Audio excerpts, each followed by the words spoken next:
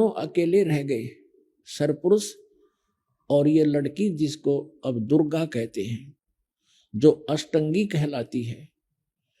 अब ये दोनों रहे तो लड़की युवा होने के कारण उसका रंग रूप निखरा हुआ था। तो पुण्यात्माओं, ये बलात्कार की जो बुराई हमारे अंदर घर की है सभी प्राणियों में, ये वहीं से रोग लगा था। अब जो जिस राजा यानी जिस भगवान के, जिस स्वामी के राज में हम रह रहे हैं, उस जैसा भाव सबका बन ही जाता है, यथा राजा तथा प्रजा।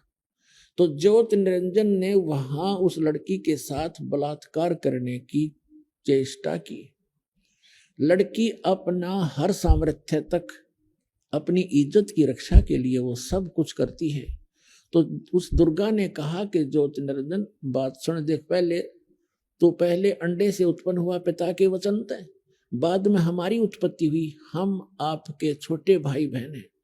अब मैं पिता के वचन से उत्पन्न हुई हूँ लड़की, आप पिता के वचन से हुए हो लड़के, तो मैं आपकी बहन हूँ और बहन के साथ ये दुष्कर्म तुझे पापग्रस्त कर देगा, तू जुल्म ना करे। और मेरे पास पिता की दी हुई वो वचन शक्ति है, जितने प्राणी तू कहेगा मैं उत्पन्न कर दूंगी। पर ज्योत निरंजन जो है वो कामवश इतना अंधा हो गया था, वासनावश, कि उसने एक नहीं सुनी और लड़की के साथ अत्यधिक निकट आकर दुर्व्यवहार करने की चेष्टा की, अभद्र तरीके से मुंह खोला। तो लड़की ने कोई और चारा ना दिखा, सूक्ष्म रूप बनाया और उसके अंदर प्रवेश कर गई। मुख के माध्यम से पेट में चलेगी और कहीं अपनी इज्जत की रक्षा उसको लगी नहीं, सुरक्षा का स्थान नहीं मिला। और वहां पेट से पुकार किया परमात्मा से कि हे पिताजी मेरी रक्षा करो, हे पिताजी मेरी रक्षा करो। परमात्मा को पता था कि इनको किसे लड्डू देगा, यूं जाकर पता था पहले। तब परमात्मा अपने पुत्र जोगजीत का रूप बनाकर, जो प्रथम सबसे पहले 16 उत्पन्न किए थे, उनमें से सहजदास, जोगजीत, अचिंत, तो जोगजीत का रूप बनाकर उस सरपुरुष के 21 ब्रह्मांड में प्रकट हो गए और कहा कि ज्योत निरंजन तने जुल्म कर दिया। ऐसे सच्चे लोक में जो ऐसा जुल्म करता है उसको बहुत भयंकर दंड मिलता है। सुन ले आदेश परम पिता का, आज से तेरा नाम काल होगा। 1 लाख मानव शरीरधारी प्राणियों का तो नित आहार किया करेगा। तूने इस लड़की को अपने निगल लिया, इसके साथ दुर्व्यवहार किया है, लड़की को उसके पेट से निकाल दिया, उसके पेट को चीर कर, और कहा कि तुम दोनों अब निकल जाओ 21 ब्रह्मांड को लेकर सच्चे लोक तय सतलोक से।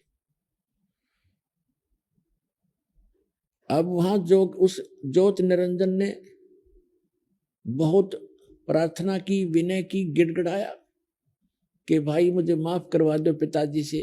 खुद मालिक खड़े थे और खड़े थे वो अपने पुत्र जोगजीत के रूप में। परमात्मा ने कहा कि निकल जा, बस अब तेरे लिए कोई स्थान नहीं है इस सच्चे लोक में। इतना कहकर जोगजीत रूप में परमात्मा अदृश्य हो गए और ज्योत निरंजन के 21 ब्रह्मांड विमान की तरह चल पड़े। वहां से दुर्गा और वो दोनों ही रह गए।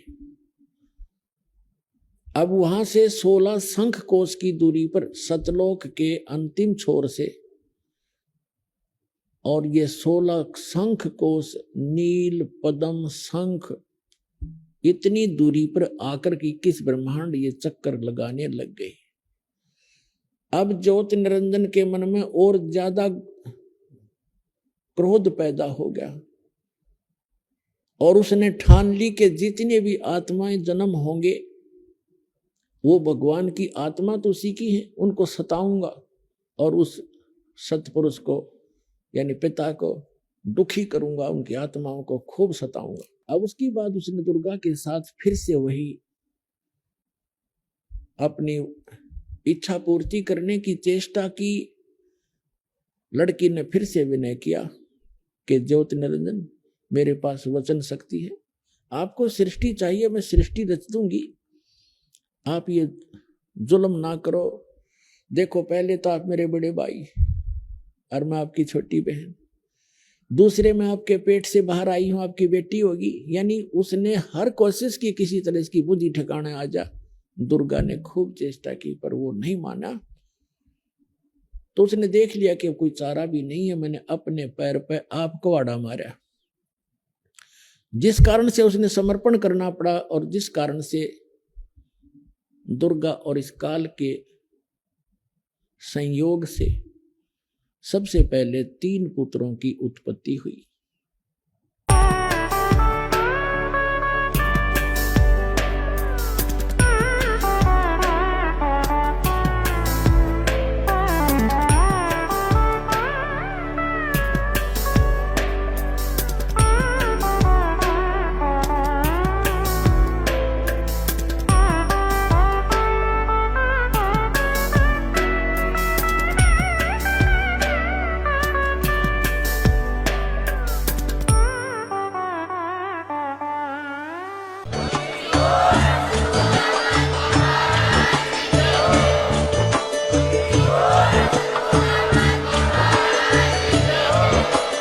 आप सुन रहे थे जगत गुरु तत्वदर्शी संत रामपाल जी महाराज जी के मंगल प्रवचन। अधिक जानकारी के लिए विजिट कीजिए हमारी वेबसाइट www.jagatgururampalji.org। संत रामपाल जी महाराज जी के शुभ आशीर्वाद से पूरे विश्व भर में 500 से भी ज्यादा नाम दीक्षा केंद्र हैं, जिन पर संत रामपाल जी महाराज जी द्वारा ऑनलाइन निशुल्क नाम दीक्षा दी जा रही है। अपने नजदीकी नाम दीक्षा केंद्र का पता करने के लिए संपर्क करें 8222880541।